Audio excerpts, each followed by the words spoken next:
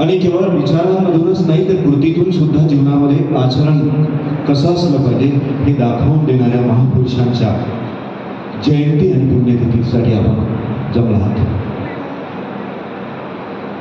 असा जयंती आणि पुण्यतिथीचा कार्यक्रम लोकशाहीर अण्णाभाऊंची जयंती आणि राजमाता अहिल्याबाई होळकरांची पुण्यतिथी हा एकत्र कार्यक्रम आदरणीय संजयजी माने यांच्या नेतृत्वात किंवा उपस्थितीमध्ये साजरा होत आहे. PI साहेब, ढवळे साहेब, मगाशी बोललेले सर, मला ते सर सॉरी, आणि सर्व बंधू.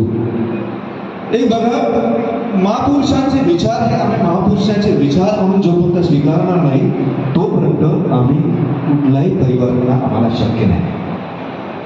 आणि महापुरुषांच्या कधीच कोणत्या जाती नव्हत्या हा पहिलं तत्व आम्ही स्वीकारलं पाहिजे. कारण तोपर्यंत महापुरुष बनतच नाही जेव्हा एखाद्या विशिष्टसाठी जगतो, जमातीसाठी किंवा जातीसाठी जगतो, तेव्हा माणूस खतम होऊन जात असतो. आणि ज्या व्यक्तींच्या आपण जयंती आणि पुण्यतिथ्या साजऱ्या करायला निघलो आहे त्या जयंती आणि पुण्यतिथ्या एक अण्णाभाऊ साठे. मगाशी सरांनी सांगितलं की 1.5 दिवस शाळेमध्ये गेलेला माणूस म्हणतो या जगाचा विश्वाचा जो काही ज्ञानाचं प्रतीक ज्याला म्हटलं त्या डॉक्टर बाबासाहेब आंबेडकरांचा शब्द प्रमाण मानतो. तो प्रमाण हा विद्वत्तेला मानतोय. डॉक्टर बाबासाहेब आंबेडकरच त्यांना का आदर्श मानतात?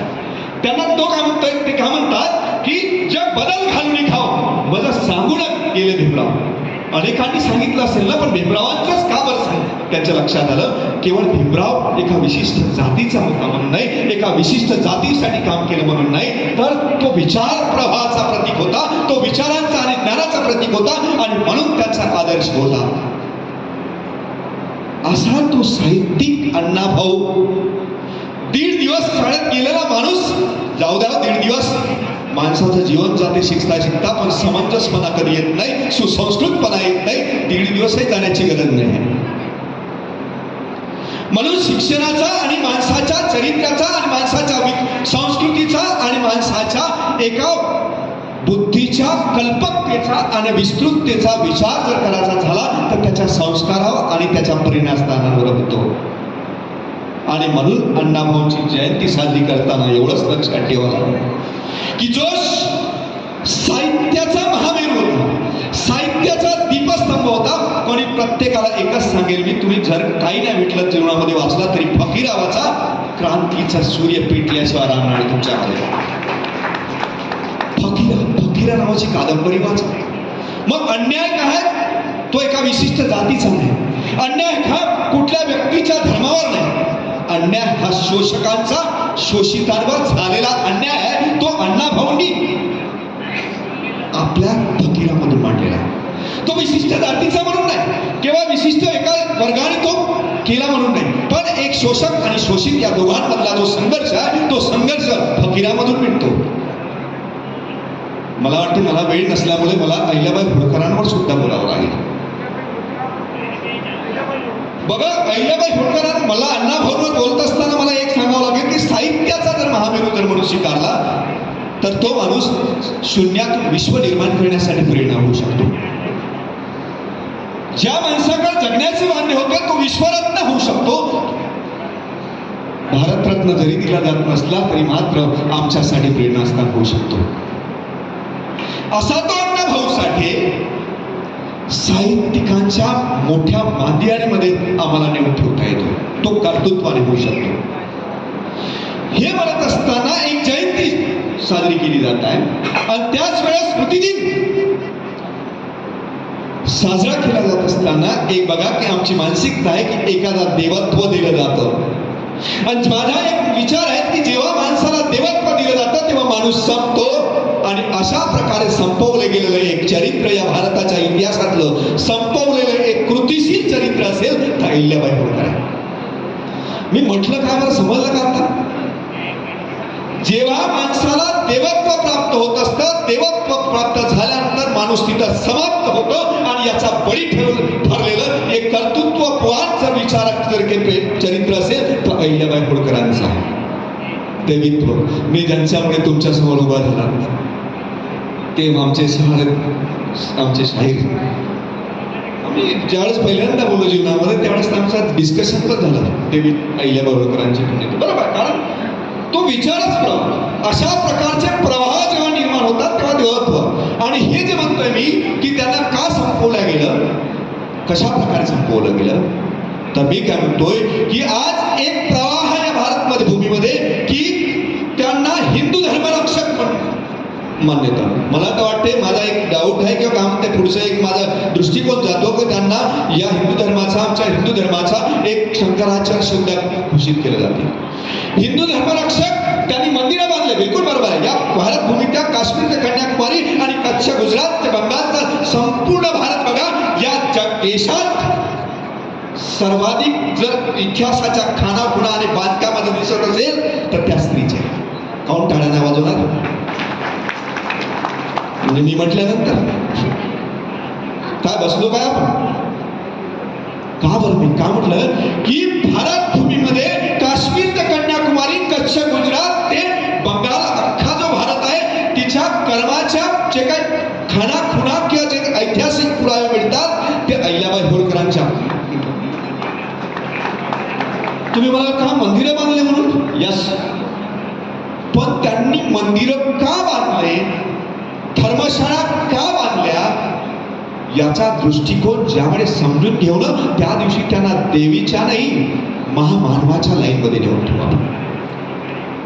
कारण ती मंदिरच नाही बांधली साहेब, मस्जिदी आणि बाकीचे काय सगळ्याचे काही चर्च आणि सगळे सर्व धर्म समभाव जो काही आज जे आमच्या भारतीय राज्यघटनेचं जे तत्व आहे, सर्व धर्मभाव आणि समानतेवर आज आधारित राज्य, ही कल्पना जर कोणी राबवली असेल तर 28 वर्ष राज्यकारभार केलेला अहिल्याबाई होळकरांनी. आणि म्हणून मी म्हणतो की या भारत भूमीमध्ये ज्या ज्या लोकांनी विद्रोह केला, मग चारवाक असेल, पहिला विद्रोह या भारत भूमीमध्ये बुद्धांनी केलेला आहे. येथील कर्मकांडावर प्रहार करून हे जग दुःखमय आहे सांगणारा, दुःख नष्ट होऊ शकतं आणि दुःखाचा त्याग करण्यासाठी अष्टांग मार्ग सांगणारा. कुठलीही मूर्ती पूजा नाही, कोणताही देव नाही, नष्ट करण्याची ताकद तुमच्यामध्ये हे सांगणारा बुद्ध पहिल्या या भारत भूमीतला पहिला विद्रोही आहे. आता मी मला विद्रोही म्हणजे काय, मी सुद्धा विद्रोही आहे. आज हे बोलत असताना मला भीती वाटते, पण प्रस्थापितांच्या विरोधामध्ये जाऊन बोलण्याचा विचार म्हणजे आता विद्रोहाची व्याख्या करायची झालं तर विद्रोहाची व्याख्या करताना काय म्हणता येईल की प्रचलित समाज व्यवस्थेमध्ये जे जे काही रूढी प्रथा परंपरा आहे याचं समीक्षण करून, काय म्हणलं मी, समजलं का? या प्रचलित समाज व्यवस्थेमध्ये जे जे काही रूढी प्रथा परंपरा आहे याचं समीक्षण करून अनिष्ट असेल ते त्याज्य करणे. काय म्हणलं? अनिष्ट असेल ते त्याज्य करणे आणि जे समाज हितकारक असेल ते स्वीकारणे, त्याचा प्रचार करणे, स्वतःच्या काय म्हणते आचरणातून समाजासमोर मांडणे, हा खऱ्या प्रकारचा खऱ्या अर्थानं विद्रोह आहे. तो बुद्धाने केला, चार्वाकाने केला, संत तुकारामाने केला, कबीराने केला, तुकारामाने केला, संत चोखानी केला म्हणता येईल. इकडे आम्ही पुरोगामी महाराष्ट्राचं उदाहरण देत असताना पुरोगामी महाराष्ट्र कुठून आणतो आम्ही सांगा? कुठून आणतो? शाहू फुले आंबेडकर. इकडे आम्ही कुठं आणतो? अण्णाभाऊंपर्यंत आणतो. पुरोगामी महाराष्ट्र आमच्या मनात का नाही जात? पहिला पुरोगामी महाराष्ट्र या दिवशी अहिल्याबाई होळकरांपर्यंत जाऊन पोहोचवणं खऱ्या अर्थाने महाराष्ट्र घडेल. आता तू म्हणाला असं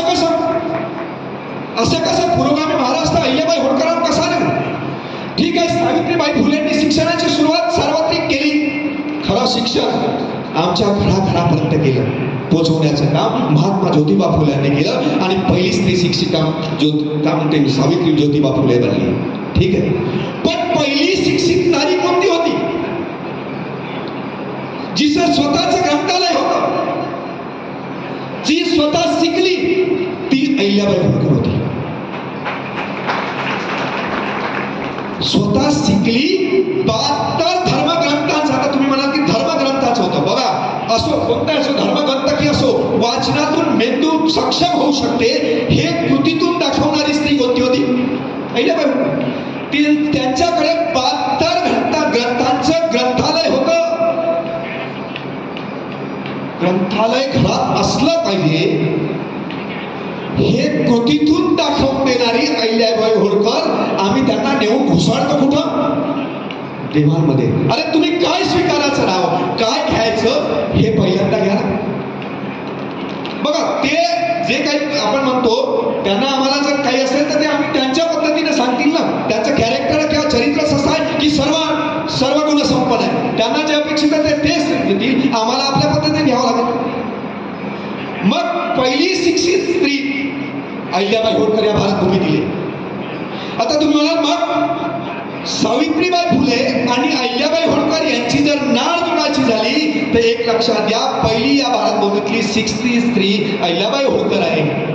आणि मात्र ते राजदरबारामध्ये बंदिस्त असलेलं शिक्षण तुमच्या माझ्या दारापासून चुलीपर्यंत काही तुमच्या घरापर्यंत पोहोचवण्याचं काम सावित्रीने केलं.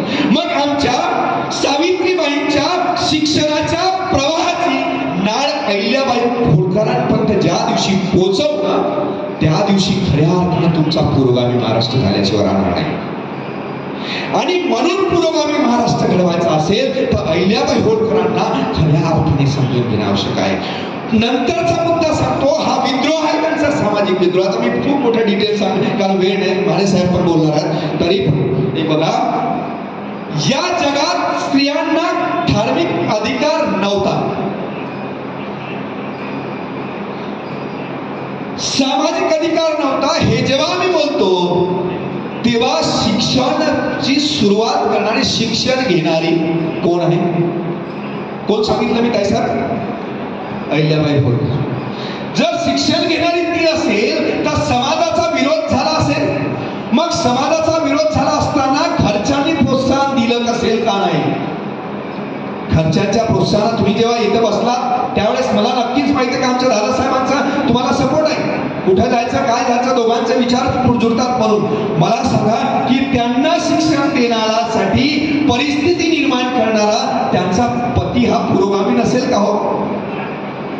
जेव्हा स्त्रियांना शिक्षणाचा घेण्याचा अधिकार नव्हता तेव्हा माझ्या पत्नीनं शिकलं पाहिजे हे म्हणणारा त्यांचा खंडेराव होळकर पुरोगामी नाही होत का? मग तेच झालं की ज्या वेळेस अशा प्रकारची शिक्षणाची सुरुवात त्यांच्यासाठी करणारा मल्हारराव होळकर ज्याने अटके 5 झेंडे फडकावले होते, पूर्ण मध्य भारताचा इतिहास किंवा भारताचा मध्ययुगीन इतिहास किंवा खऱ्या अर्थाने पेशवेचा इतिहास जर कोणाच्या तलवारीचा असेल तर मल्हारराव होळकरांचा तलवारीचा इतिहास आहे. हा मल्हारराव होळकरांचा तलवारीचा इतिहास त्यांच्या हातात राज्यच देणारा मल्हारराव पुरोगामी नाही होऊ शकत का? समजलं? म्हणजे जेव्हा स्त्रीच्या हातात घराच्या चाव्या द्यायला तयार नाही, घराचा उंबरठा उलटण्याला तयार नाही, त्यावेळेस त्या स्त्रीला सती न जाऊ देता खंडेराव शहीद झाले कुंभेरीच्या युद्धामध्ये. ज्यावेळेस शहीद झाले त्यावेळेस त्याच्या 9 राण्या शहीद झाल्या आणि अहिल्याबाई होळकरांना शहीद होऊ दिलं नाही, कथा गेल्या नाही. कदाचित आपल्या पतीचा जो काही संकल्प होता त्या संकल्प पूर्ण करण्यासाठी जिवंत राहिल्या असाव्या, शहीद गेलं नाही. आणि त्याचं श्रेय मल्हाररावांना दिलं जाते. खऱ्या अर्थाने मल्हाररावांना श्रेय दिलं जात असेल. आणि अहिल्याबाई होळकर जर 28 वर्ष राज्याकारभार केला, त्या जिवंत असल्यामुळे केला आणि सती न केल्यामुळे केला असेल तर मल्हारराव होळकर पुरोगामी नाही. म्हणजे सून शिकली पाहिजे, मुलाबरोबर सून सुद्धा बरोबरीची आहे हे, आणि दोघांनाही समान संधी दिली पाहिजे. कारण मल्हाररावांच्या राज्याच्या तोफखाना सांभाळण्याचं काम सुद्धा अहिल्याबाई होळकरांनी केलं. म्हणजे पुरुषाच्या बरोबरीने स्त्रीचं स्थान सुद्धा बरोबर आहे हे म्हणणारा सुद्धा मल्हारराव पुरोगामी नाही होऊ शकत. आम्ही पुरोगामी तिथून गेला पाहिजे. आमच्या पुरोगामीत्व, आमचं हे जे काही संयुक्त काम ते संकुचित पुरोगामीत्व जोपर्यंत तिला प्रगल्भतेकडे नेणार नाही तोपर्यंत खऱ्या अर्थाने आमचा पुरोगामीत्व लक्षात येणार नाही. दुसऱ्या गोष्टी एक लक्षात घेता येईल, महत्वाच्या ठळक गोष्टी सांगतो. जगामध्ये मतदानाचा अधिकार स्त्रियांना देणारा पहिला भारत देश आहे. हो बरोबर आहे. इंग्लंड आणि US सरकारचे काय हमी आहे, यांच्यामध्ये सुद्धा उशिरा स्त्रियांना मतदानाचा अधिकार मिळाला. या देशात राज्य चालवणारी स्त्री ते 28 वर्ष राज्य कारभार आणि संपूर्ण लोक कल्याणकारी राज्य निर्माण करणे. ज्या मंडळात बळ बुद्धी आणि चातुर्य असतं तोच लोकाभिमुख राज्य कारभार करू शकतो. हे कोणाचा विचार आहे? अहिल्याबाई होळकरांचा विचार. काय म्हणलं मी? ज्या हे वाक्य ताई बाकी कोणते श्लोक म्हणू नका, हे लिहून ठेवा. जगात ताकदवार बनल्याशिवाय राहणार नाही. ज्या मनगटात बळ बुद्धी आणि चातुर्य असतं तोच लोकाभिमुख राज्य कारभार करू शकतो. 28 वर्ष राज्य कारभार करणे, ज्या काळामध्ये स्त्रियांना अधिकार नव्हते म्हणतो त्या काळामध्ये सर्व धर्मांना समान मानून, सर्व धर्मांना म्हटलं बघा, सर्व धर्मांना समान मानून जर राज्य कारभार केला जात असेल आणि कुठल्याही विद्रोह त्यांच्या राज्यात झाले नाही. आता तुम्ही म्हणाल की त्या काळात ते पुरोहितांना ते अन्नदान करायचे. का करायचे? बघा, मला जर इथे शांतपणे जर भाषण द्यायचं असेल तर सर आमचे शाहीर सर जर गोंधळ करत असेल तर त्यांना मला शांत करावं लागेल. ते शांत बसतील माझं भाषण होतपर्यंत त्याची विचार करावा लागेल. अहिल्याबाई होळकरांनी जर त्या काळात जर अन्नदान केलं असेल, पुरोहितांना जर भोजन दान दिलं असेल, त्यांना दान धर्म केला असेल तर त्यांना शांत बसण्याची राजनीती नाही का? मग ही राजनीती म्हणजे खऱ्या अर्थानं राजनीतीज्ञ सुद्धा अहिल्याबाईकडे होळकर होत्या हे सांगावं लागेल.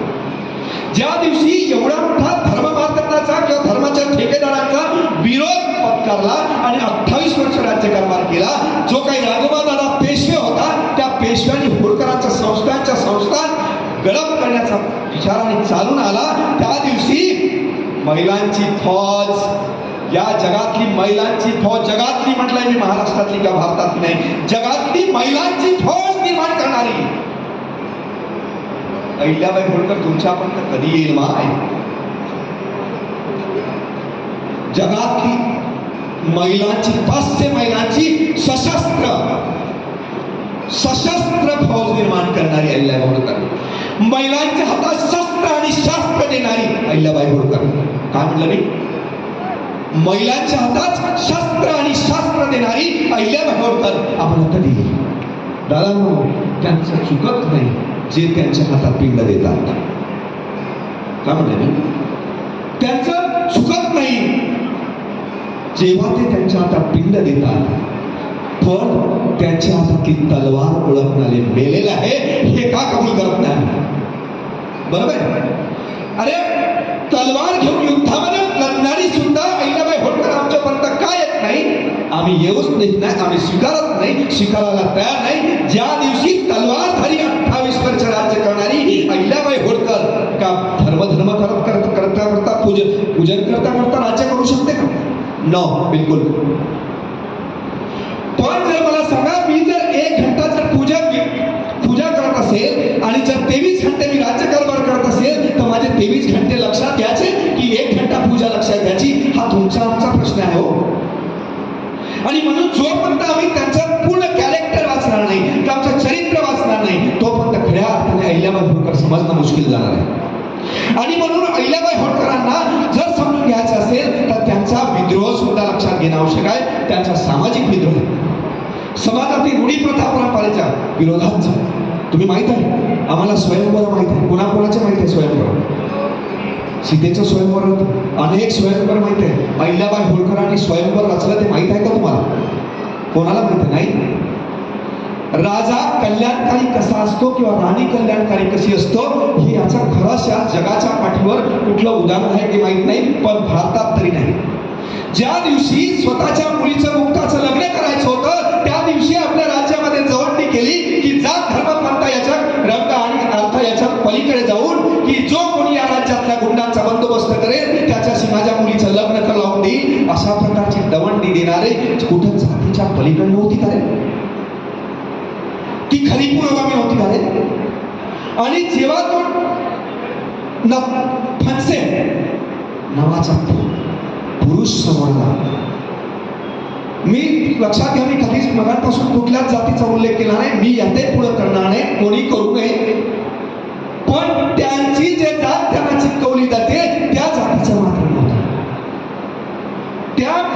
कर्तृत्वाला प्रमाण मानून कर्तृत्वाला सलाम करणारी, या देशातली राणी, महाराणी आणि राज्याच्या कल्याणासाठी स्वतःच्या मुलीला दावावर लावणारी महाराणी अहिल्याबाई होळकर. या महाराष्ट्राचे आजचे पुरोगामी आमच्या मुलीच्या स्वतःच्या मुलीसाठी अख्खा महाराष्ट्र कामाला लावून टाकतात. राव, त्यांना कधी समजेल आमची अहिल्याबाई होळकर की जिने स्वतःच्या मुलीला सुद्धा स्वयंवर रचलं ते राज्याच्या कल्याणासाठी. सतीची प्रथा आम्ही सांगितलं जाते पेंटिंगने बंद केली, पण पहिल्यांदा कृतीत तो अहिल्याबाई होळकरांनी आणली ना, का हे सांगितलं जात नाही. खूप लढी मर्दानी होतो, कोण शिकवलं जातं? खूप लढी मर्दानी होतो. सर आपण ऐकलं सगळ्यांनी, काय कोण कोण झाशीबाई. सर नाही, मी चुकीचं आहे की मी ठरवणार नाही, तर तुम्ही पाहत बसा, मी नाही म्हणणार. खूप लढी मर्दानी होतो, इंदोरवाली महाराणी, माझी कविता आहे साहेब. अहिल्या नाम की नारी थी, प्रत्येक शब्दाकडे तुम्ही लक्ष द्या. अहिल्या नाम की नारी थी, दुश्मनों को भारी थी. अहिल्या नाम की नारी थी, दुश्मनों को भारी थी. दुरितों का संहार करके सज्जनों का सम्मान बढ़ाते. खूप लड़ी मर्दानी हो तो इंदौर वाली महारानी थी. अहिल्या नाम की नारी थी, दुश्मनों को भारी थी. अहिल्या नाम की नारी थी, दुश्मनों को भारी थी. दुर्जनों का संहार करते, सज्जनों का सम्मान बढ़ाते. खूप लड़ी मर्दानी होती वो तो इंदौर वाली महारानी थी. स्वजन दुःखासाठी, स्वजन दुःखासाठी निराधार और निराश्रित जीती. स्वजन